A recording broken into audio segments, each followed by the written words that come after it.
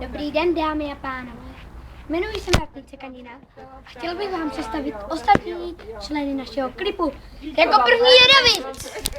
Já. Druhá je Venďa. Ahoj.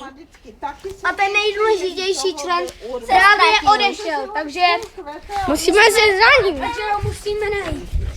Kdybyste nevěděli, jmenuje se Bart Cekanina. A je to můj pejsánek. Kdybyste se chtěli podívat na jeho fotky, dejte si internetový blog www.bart.blog.cz.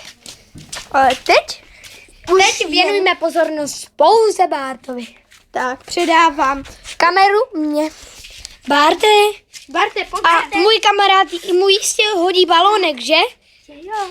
Pro balónek. Jasně, musíme jít s Bartem. Balónek. Barte. Čeká. A ukážeme vám ještě takovou srandičku, jak Bart povalí Vendu. Bart právě pije. A říkám podruhé, kdybyste se chtěli podívat na jeho fotky, napište www.bart.blog.cz. A nyní věnujeme pozornost pouze Bartovi. Davčo, hoď mu prosím balónek. Balónek máš tady. Aby vyskočil.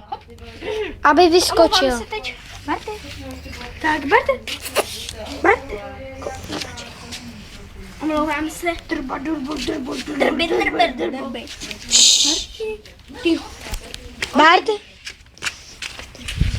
Barte, skoč pro balónek. Tak musíme to chytit. Skoč pro balónek. Barte. Onen. Bart zrovna má asi blbou náladu, proč ho balónek nějak nezajímá a proudí po tajné chodbičce. Dámy a pánové, toto je můj nádherný pejsánek Bart. Někdo se může zeptat, co je to za rasu, ale já vám tak povím, že se můžete úplně vybrat. To je křížený s kletkovitým retrieverem, s německým ovčákem, s vlčákem, s boxerem, zlatý retriever. No prostě si můžete vybrat. A Bart se nezajímá o balónek. Takže Venďo, poprosil bych tě, aby zašla pro balón. Ukaž se nám. Ano. A tady mu hoď. Vidíte, je nejlepší tenisák. Barte. A pojď, skoč.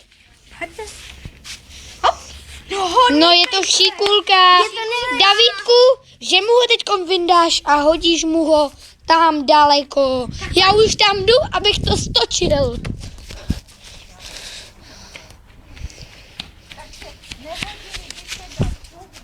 Davidku, házej. A Bart sprintuje a má balónek.